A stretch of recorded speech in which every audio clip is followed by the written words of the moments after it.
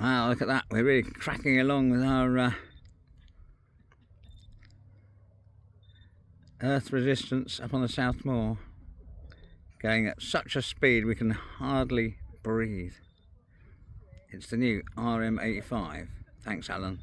You're an absolute star, mate. Here we go. Another day of geophys up on South Moor. Can we find anything that seemed to show up in those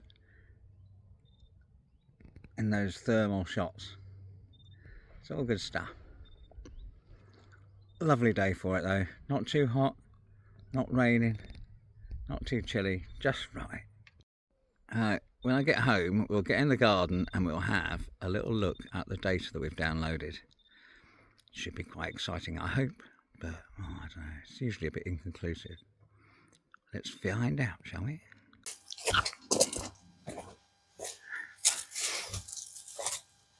Hello there, John Kenny here. Alright, I'm just packing away my geophysics kit now out the car. I spent this morning downloading the data from our 3 days really worth of work in quite different conditions, everything from rain to sunshine. Now we've got some lovely sunshine again. Brilliant, isn't it? So what do we find? Well, we managed to do 13 grid squares, 20 by 20 meters. That was pretty good. And we were looking to see whether we could see something going on that looked interesting on thermal drone images that have been produced by Tony Hunt.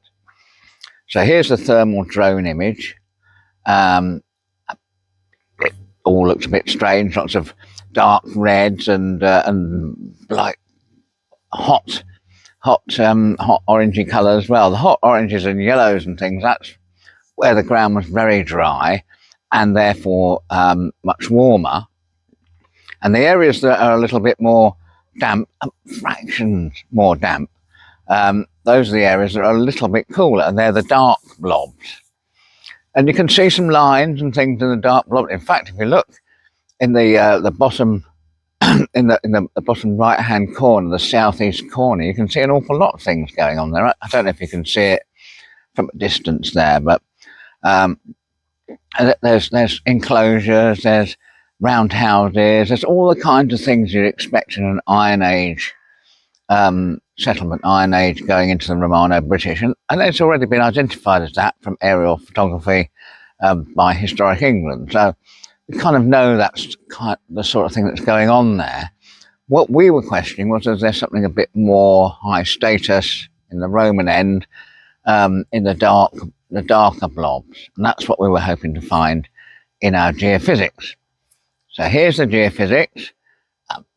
It probably all just looks like a bunch of grey again, but in fact what you've got is you've got the drier areas are the lighter colours, and the dark blacks are the areas where where we had a lower resistance. And so the high resistance tends to be dry, low resistance tends to be damp. To be fair, it's been dry for a very, very long time. And although it's rained a couple of times during our survey, it's got to be said that what we were generally finding there was a very dry environment, but there was enough difference. Unfortunately, you can see lots of stripes going backwards and forwards, up and down across the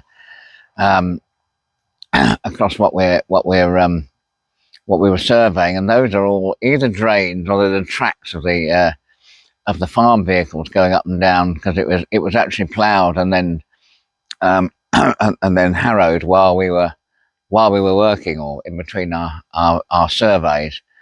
And of course, where the vehicles drove up and down, they're tracks in the dust, because that's very dusty, very light, sandy soil. When